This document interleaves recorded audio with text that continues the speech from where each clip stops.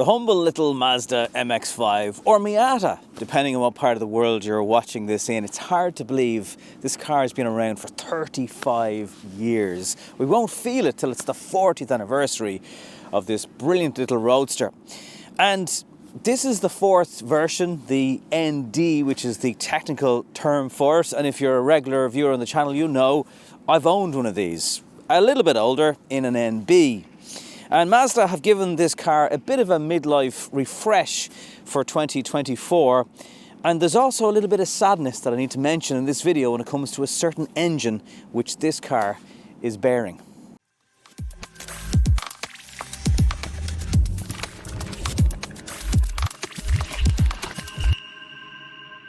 But we'll stick with the good news first. So we now have LED lights on the front of the car. There's a splitter on this version of the model. Now this is not a standard entry-level version of the MX-5. I need to point that bit out. This beautiful soul red, which is the only colour you ever want in a Mazda, is almost €1,000 of an optional extra. This particular car is sitting on some upgraded forged BBS black alloy wheels wrapped in Potenza rubber. And the side skirts continue on the car. Now there's a cloth roof on this one. A couple of reasons for that. One, it's cheaper. You can still get an RF version of it. But this car, even in 2-litre form, weighs barely 1,100 kilos. And that helps keep the weight down. And it's also, as you can see, very, very easy to use. There's no electrics in it. It's a mechanical roof, less things to go wrong. And as I said, it's lighter. And I'll get to the sadness of the 2-litre engine in a couple of moments. We now have LEDs on the rear. I wouldn't call it a stubby aerial. You could argue it's a bit of a nod to the NA and NBs with their pop-up metal aerial, but yeah, it kind of looks a bit weird on a car. Like, it's way taller than the vehicle. So maybe it would be fine if they just had it tucked away somewhere neatly in the window or something. I don't know, but maybe purists will like the fact that there's a bit of a nod there. This is a boot spoiler. A lot of the bits you see in this car are optional extras. Now, you can get an entry level for about €3,000 less than this version. This is about 43, but then if you put on boot spoilers, they're about 500. You can get reflectors on the side of the car. The alloys are obviously an upgrade.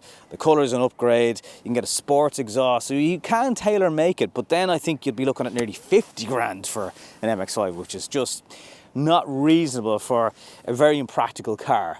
130-litre boot, 2 seats obviously, and well, I drove this thing in Storm Dara the other night. Massively high winds on the M50, air kind of feeling like it was coming into the car. So as a weekend toy perhaps, or just a toy in general, you would want to keep the price down. Now if you go for the entry level 1.5, you will get it under 40, but even that's quite expensive. You can buy these cars in Germany, for example, from €33,000. So another classic sign of how the Irish government like to rip us off. Familiar enough situation in here. So the glove box goes at the back of the car. There is a bit of an armrest. I mean, it's not a huge amount of space underneath that, but it's nice that it's there if you wanted to hide a set of keys, maybe. A couple of grooves for coins as well. This is the control unit that will manipulate this now larger screen, which had some new wiring looms and stuff put into the car. You know, it's a midlife, but there's probably some stuff beneath the car that we don't care about and can't see. So this is a touchscreen when you're using your phone connection, but the native system, it's not. So you're using this jog wheel, and it can be a bit tricky because, like, you're scrolling to find little obvious things like Spotify sometimes, and it's all right, but it's a bit finicky to use. We've 3 huge climate control wheels, no digitization, although it is climate. You can whack it onto auto and set your temperature, and it works just fine. Just about some space down here for a phone. The beautiful 6-speed, perfectly set up gearbox, still just so good. Obviously a handbrake. Again, you could argue a nod to the earlier MX-5s, but also rear-wheel drive. Want to have a bit of fun. It's there. Drinks holders, you can pop these out easy enough. Stick it on this side if you wish. They're still quite small. They'll take a coffee cup, that's about it. Something like this, forget about it. And the seats, they're not Recaro in this particular car. You can again spec all kinds of different things depending on what market you're in, but they are heated. both passenger and driver, obviously, and they're reasonably comfortable. You know, if this was a car that you had to drive as a daily, I think you could. You might want a hardtop for comfort, but certainly the seats are nice. We've got a mix of analog and digital for the clocks, and yeah, just it's a simple, small, cocooned layout. A little bit of fake carbon fibre inserts on the door handles, and a nice roadster steering wheel. And you're still sitting in a nice position low down in the car. So all the things are right in the MX-5. They haven't messed with it too much, even from that original car 35 years ago.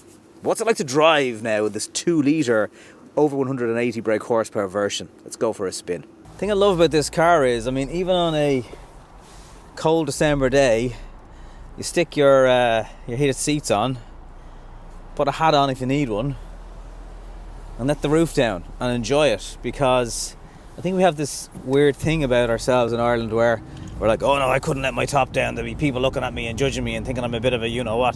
The whole point of an MX-5 is to have some fun, is to feel at one with the road, the outdoors, and you only really get that if you're going to drop the roof down once in a while. The other thing I love about this car is it's never really going to get you in too much trouble. Like, okay, this 2-litre version with over 180 brake horsepower, maybe you could get yourself in a little bit of trouble with that. But the whole point of the MX-5 has always been you feel faster than you're actually going.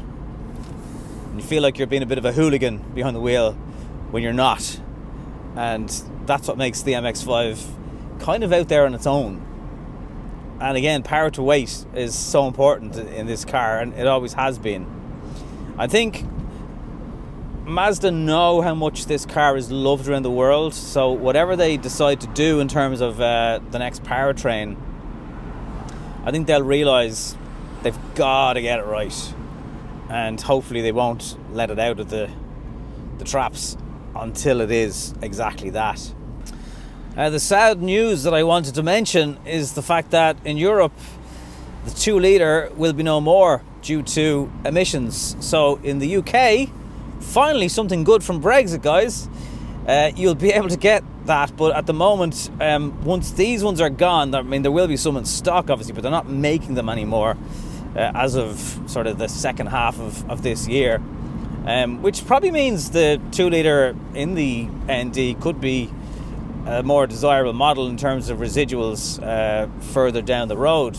I think either way, whatever version you have of an MX-5, if it's clean, don't do what I did and sell it. I mean, I didn't have anywhere to store it, but if I had have, there's no way I was letting that car go. It was a space issue for me.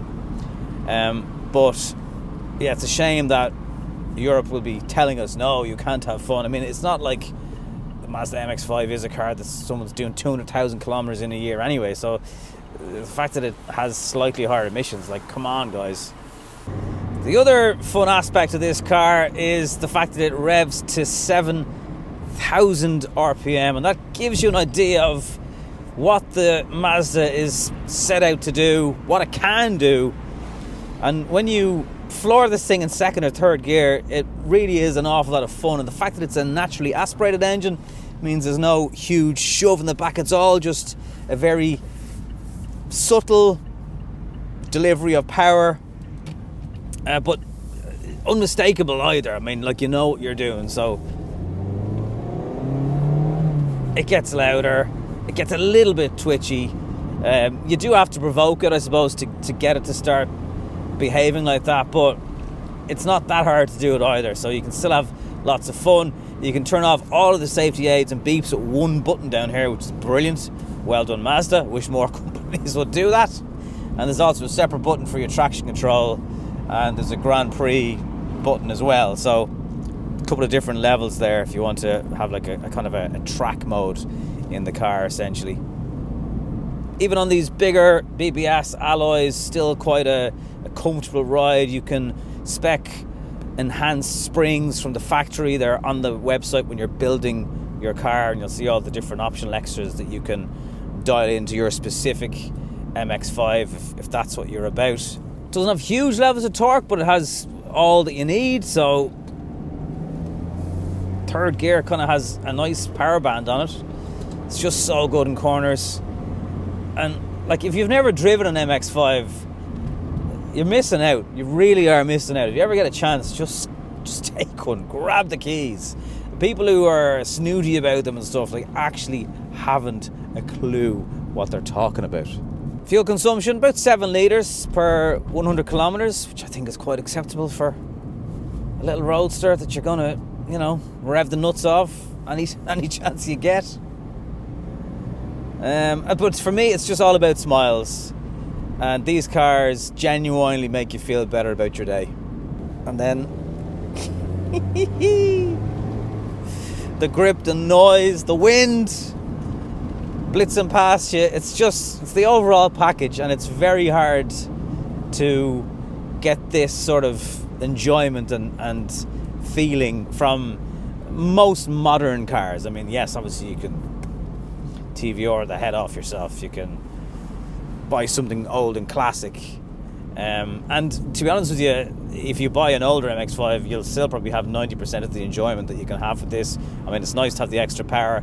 It's certainly nice to have heated seats and CarPlay and Android and some of the safety aids. But even the one I had that was 20 odd years old was still great fun every time you drove it. I think to live with this car every day as a daily driver, you'd probably want one of the modern ones, I think, anyway. It's nice to have the 6-speed as well. Mine was the 5. Now, purists will say the 1.5 in this is the one you want, because it's lighter again, requires a little bit more work. But I just think the extra power, it's 50 odd brake horsepower up on it, and you would notice that in a car that weighs barely 1,100 kilos.